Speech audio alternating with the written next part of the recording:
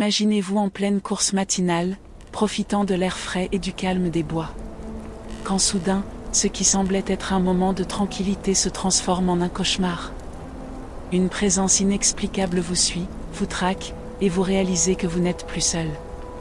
Dans cette histoire, nous découvrons l'effrayant témoignage d'un jogger qui a vécu une rencontre terrifiante dans une forêt de Pennsylvanie. Voici son histoire. Courir, c'est ma passion. J'aime me lever tôt et parcourir les sentiers boisés près de Pittsburgh, là où tout est calme et paisible. Ce matin-là, je suivais ma routine habituelle. Le soleil commençait tout juste à se lever, et la forêt baignait dans cette douce lumière dorée qui rend l'atmosphère si sereine. Mais cette sérénité n'a pas duré longtemps. Tout a commencé par une sensation étrange. Vous savez, ce sentiment que quelqu'un vous regarde, mais quand vous vous retournez, il n'y a rien. J'ai ralenti, jeté un coup d'œil autour de moi, mais tout semblait normal. Alors j'ai continué, pensant que je m'imaginais des choses. Mais plus j'avançais, plus ce sentiment devenait oppressant. Puis, je l'ai entendu. Un craquement. Pas un simple bruit de branches qui cassent, non. C'était lourd, rythmé, comme des pas. Mon cœur a commencé à s'emballer. Je me suis arrêté net et j'ai écouté. Les pas se sont arrêtés aussi. C'est là que je l'ai vu. Une silhouette, dissimulée à moitié derrière un arbre, mais ses yeux rouges, brillants, perçaient l'ombre comme de braise. Mon cerveau essayait de comprendre ce que je regardais, mais rien ne collait. Cette chose était immense, bien plus grande qu'un homme, avec une tête de loup et un corps recouvert de poils sombres. Elle se tenait sur deux jambes, comme un être humain, mais elle n'avait rien d'humain. Je voulais fuir, mais mes jambes refusaient de bouger. La créature m'observait, immobile, comme si elle attendait quelque chose. Puis, elle a avancé. Juste un pas, mais c'était suffisant pour me faire paniquer. J'ai pris mes jambes à mon cou, courant aussi vite que je pouvais, sans me retourner.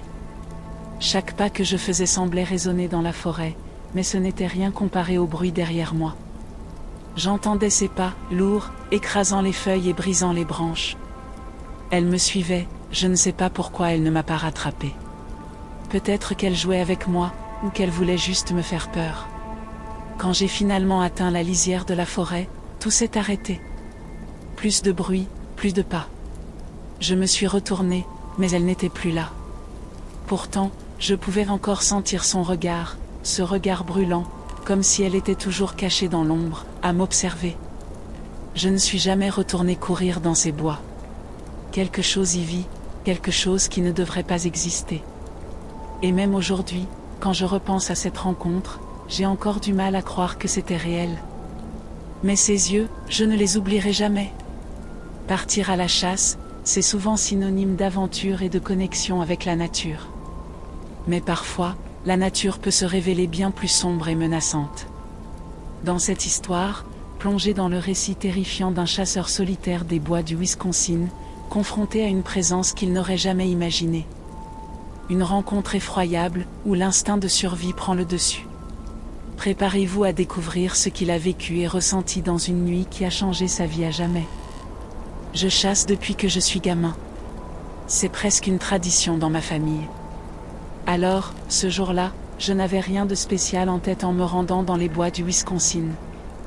C'était l'automne, les feuilles mortes jonchaient le sol, et l'air était frais, parfait pour une journée de chasse. Je m'étais installé dans un coin isolé, à l'affût, attendant qu'un cerf passe dans mon champ de vision. Les heures ont passé, et le soleil commençait à décliner. Rien à signaler, pas même un écureuil. Puis, j'ai entendu un bruit. Pas un bruit normal. C'était lourd, lent, comme si quelque chose de grand s'approchait. Mon instinct m'a dit de rester immobile, alors j'ai attendu, en silence, scrutant les arbres autour de moi. C'est là que je l'ai vu pour la première fois. Une silhouette massive, entre les troncs, à environ 50 mètres de moi. Je pensais d'abord à un ours, mais non, cette chose se tenait debout, sur deux jambes. Et sa tête, c'était celle d'un loup, mais bien trop grande, et ses yeux brillaient d'un jaune qui semblait presque surnaturel. Mon souffle s'est coupé. Je savais que ce n'était pas un animal ordinaire. Je ne pouvais pas bouger, même si tout en moi hurlait de fuir. La créature m'a regardé, penchée légèrement comme si elle m'évaluait, me jaugeait. Et puis, elle a émis un grondement. Ce n'était pas un simple grognement animal, c'était profond, vibrant, comme un avertissement. J'ai lentement levé mon fusil, mais une partie de moi savait que ça ne servirait à rien. Cette chose était bien trop grande, bien trop rapide. Pourtant, avant que je puisse faire quoi que ce soit, elle a bougé. D'un bond, elle a disparu dans les arbres, mais je pouvais toujours entendre ses pas, encerclant ma position. J'ai décidé que je ne pouvais pas rester là. J'ai commencé à marcher lentement vers ma voiture, à quelques kilomètres de là. Chaque pas que je faisais semblait résonner dans ma tête, mais je savais que je devais rester calme. Derrière moi, je pouvais toujours entendre ses mouvements, comme si elle me suivait, me poussant à partir. Quand j'ai enfin atteint ma voiture, il faisait nuit. Je me suis jeté à l'intérieur, verrouillant les portes, et j'ai démarré en trombe. Ce n'est qu'une fois sur la route principale que j'ai osé respirer à nouveau. Le lendemain, je suis revenu avec un ami pour récupérer mon équipement que j'avais laissé derrière. Ce qu'on a trouvé m'a glacé le sang, des marques profondes, comme des griffures, sur les troncs autour de mon poste. C'était comme si cette chose avait voulu laisser un message. Je n'ai plus jamais chassé seul depuis ce jour. Ce que j'ai vu dans ces bois ne correspond à rien de ce que je connais. Je ne sais pas ce que c'était, mais je sais qu'elle est toujours là, quelque part, attendant dans l'ombre.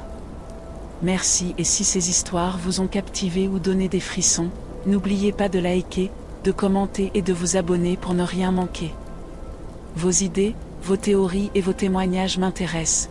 Partagez-les en commentaire ou contactez-moi directement. Surtout restez prudents, l'inconnu est plus proche qu'il n'y paraît.